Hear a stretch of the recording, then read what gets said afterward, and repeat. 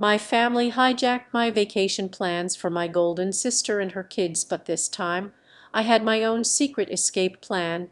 Reddit, I need some perspective on this. I need advice on a family predicament that has been accumulating for decades, but it's a long one. Despite growing up in a seemingly typical suburban Massachusetts family, I 35F have always struggled with a particular dynamic. The golden child has always been my older sister, Kate 42F. Our home has been a monument to Kate's life for as long as I can remember, with every wall adorned with her accomplishments and every discussion focused on her. My parents were too busy getting ready for Kate's college interviews to buy a cake for my 10th birthday, which I can still clearly recall. They even tried to pass off Kate's leftover graduation cake, which still had her name on it, as my birthday cake. As I grew up, Kate's accomplishments eclipsed every significant event in my life. Kate had recently been selected for the debate team, so my parents were hardly aware that I had made the honor roll in middle school. Kate had to tour a college campus, so they couldn't attend the ceremony when I won a local painting competition in high school.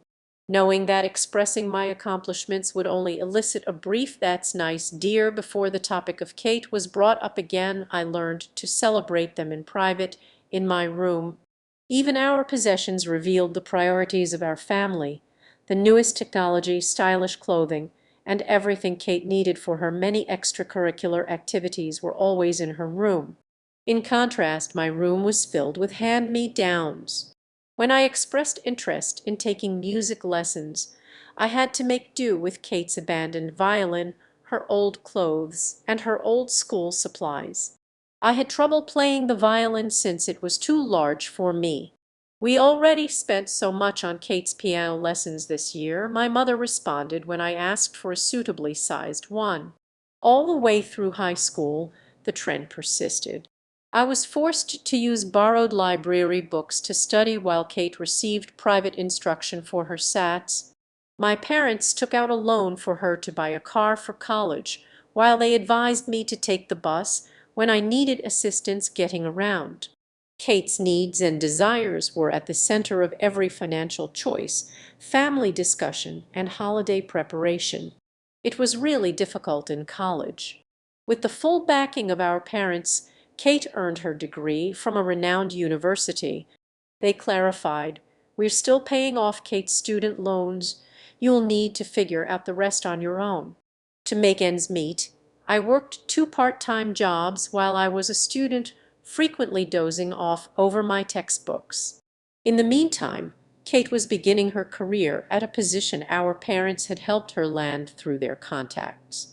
7 years ago, Kate got married, and everything changed, or rather grew worse.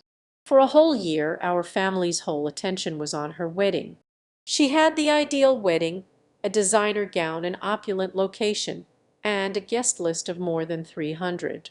My parents took out another loan despite their concerns about the payments. I recall hearing them in the kitchen one evening, insisting that nothing was too good for Kate's special day. Was there ever any question that I was her maid of honor? I was supposed to coordinate bridal showers, plan a lavish baccalaureate party, and manage any minor emergencies that arose. My mother told me, "Don't be selfish, Elizabeth. This is your sister's special time." When I expressed how stressed I was with juggling these obligations while working a full-time job, the twins followed. Our parents were ecstatic when Kate revealed she was expecting twins, even though they were still repaying the wedding loan. They contributed to the down payment on a home close to them. I witnessed them spend their retirement money, which they claimed they couldn't access when I needed assistance with college. On the day they signed those documents, however, they claimed, "This is different. This is for our grandchildren." Who was the default babysitter, you ask? Yes, it was me. It started out as sporadic babysitting, Elizabeth. Could you watch the boys for a few hours, and soon became a weekly ritual, later extended into evenings whenever they had appointments. My parents were in favor of this arrangement, stating, "This is what family does." Kate and her husband Jack 43 assumed that I would always be there to assist them whenever they needed.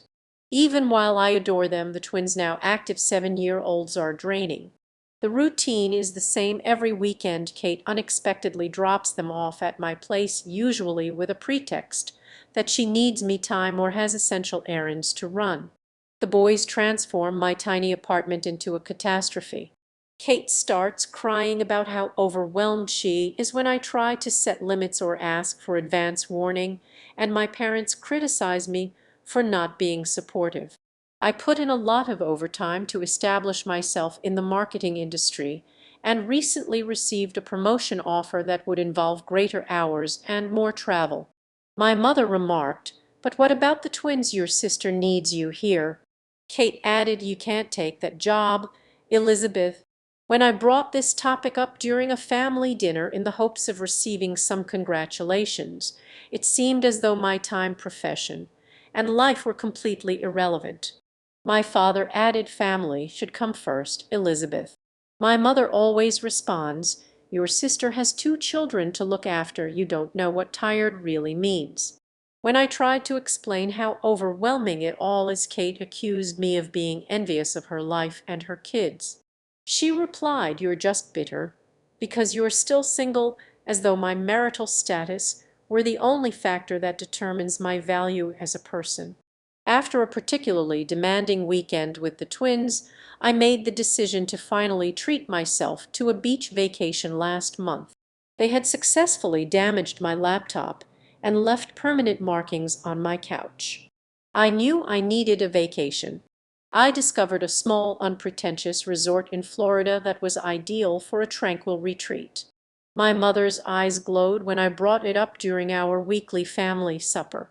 "Oh, that's perfect. We should all go together. The twins would love the beach." Before I could protest, Kate had already begun organizing events. She stated, "You can take the boys swimming while Jack and I have some alone time," as though my trip would naturally turn into a time for them to be looked after, of course, in exchange for my assistance with the twins. My parents even offered to upgrade my reservation to a superior resort where they would all stay, totally disregarding the fact that this was meant to be my vacation. They began organizing activities and outings centered around what the twins would like. I made a choice that would alter everything. While lying in bed that night, I reserved a separate resort on a quiet little island. I kept the change in plans a secret from everyone. Silently, I began preparing by scheduling time off work, packing my things covertly, and ensuring that my emergency fund was available. Even though I know it's dishonest, I simply couldn't stand it any longer. At the airport, I will be separated from them while I board my flight to another location. They will be traveling to Florida. I've disabled location sharing, and I'm ready for the inevitable criticism. Yes, I am aware there will be drama. Yes, I am aware they will be upset. But I want to prioritize myself for the first time in my life. I've been the dependable sister, the ideal daughter, and the always available aunt for 35 years, meeting my family's expectations. I've given up my social life. I was constantly babysitting, so I missed out on dating prospects. I have declined advancements that might conflict with the needs of my family to be there for them whenever they need me. I've put my personal life on hold. Right now, I'm fleeing a lifetime of being taken advantage of, not just a holiday. I intend to use this as a turning point to set clear limits with my family and perhaps even take a complete vacation from them. I'm sick of always making sacrifices, being the family's pillar of support, and being the dependable fallback option. Reddit, what should I do? Am I exaggerating? Is it appropriate for me to want something else for myself, or should I merely follow their plans and accept my place in the family? The last 3 months had been an emotional roller coaster, but as I sit here now, with the remnants of my housewarming celebration scattered around me, empty glasses, a few plates of leftover appetizers, the warm hum of quiet chatter from a few close friends, I realize how far I've come and how much farther I still have to go. The past few weeks have brought an unexpected mix of relief and lingering guilt. The confrontation with my father, The one I'd been dreading for so long came last week. I didn't expect it to happen at work, though. He showed up at my office, a determined look on his face, his brow furrowed as if he had been stewing over our last interaction for days. My first thought was to duck out of the building. The last thing I wanted was a scene in front of my coworkers, but I stayed put. The guilt in me still wants to run, but I'm learning to stay and face the hard moments. He found me in the break room sipping my coffee in the corner, the quietest place I could think of. It was an odd contrast to the chaotic, anxious energy I usually felt when he was around. For a moment neither of us spoke. I could see his discomfort, and I could feel my own chest tightening. The memories of him sitting in silence while my sister reigned supreme in our family were flooding back. It had always been this way. I wanted to say something to confront him head on, but my mouth was dry, and all I could do was watch him. Finally, he broke the silence. "I've been thinking a lot about what happened, Liz, what you said that day." His voice wasn't as firm as it used to be. There wasn't the defensive tone I was used to. It was softer, almost weary. It wasn't an apology, not yet, but it was a start. For a moment I considered how I wanted to respond. Do I open the floodgates, let all the hurt spill out in one raw, messy conversation? Or do I choose something more measured, something that doesn't let me drown in emotion but still gets the point across? In the end, I chose the latter. I told him how long I'd been feeling invisible, how much I had sacrificed over the years for everyone but myself. I mentioned the way my life had been shaped by Kate's shadow, and how I had been made to feel like my own wants and needs didn't matter. How my value was always tied to being the good, dependable sister, the ever-present aunt, the one who didn't have a life outside of my family. "I'm not angry, Dad, not anymore," I told him, watching his expression shift with every word. "But I've spent my whole life prioritizing everyone else's needs before my own. I'm tired of it. I don't want to feel like I have to choose between being a good daughter and living my own life. I can't keep doing it." He stayed silent, processing. Then, with a slight hesitation, he looked at me and said, "I never wanted you to feel like that, Liz. I never meant to make you feel second, but I see now that I did." He sighed, his voice cracking slightly. "I'm sorry. I don't know why, but hearing those words from him, the man who had always stood by my sister, who had never fully acknowledged the emotional toll all of this had taken on me, made me feel something unexpected. It wasn't complete closure, but it was the beginning of something different. A tiny crack in the fortress of emotional distance my family and I had built over the years. The conversation wasn't perfect. It wasn't a magic fix. I didn't walk away with all the answers, but I walked away feeling like I had finally stood up for myself in a way that was healthy, not resentful or bitter. I didn't want to force him to change overnight, but I needed him to know I was done being the family's safety net, ready to finally be seen for who I am, not just in relation to Kate, not just as the caretaker, but as a person with a life of my own. That night I returned to my new apartment, exhausted but also lighter. It was strange, almost disorienting, to return to the silence of my space, a space that was entirely mine after so many years of being surrounded by family noise, emotional expectations, and obligations. I couldn't believe how much my body had been carrying the tension in my shoulders, the constant low-level anxiety that always accompanied a phone call or a text message. It was like I was learning how to breathe again. The next day, I got a surprising text. It was from Jack. I hadn't heard from him in weeks, not since that coffee shop meeting. He apologized.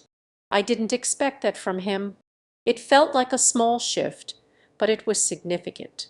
He acknowledged that they had taken me for granted, that they hadn't realized the toll it had taken on me. I'm not sure what his role is in all of this. He's Kate's husband, after all, but the fact that he had the courage to reach out and admit that he had played a part in my family's dysfunction felt like a step in the right direction. As for my parents, it's still a work in progress. Mom hasn't called. I think she's confused, hurt, and angry at the same time. I'm still bracing for more manipulative calls, for the guilt trips that I know will come in the form of letters or missed calls or surprise visits. But the difference now is that I'm prepared. I'm no longer afraid of their anger. I'm no longer afraid of their attempts to make me feel like I'm wrong for wanting something for myself. And then there's Kate. She's not the same. Not in the way I imagined, at least. She's quieter now, more withdrawn.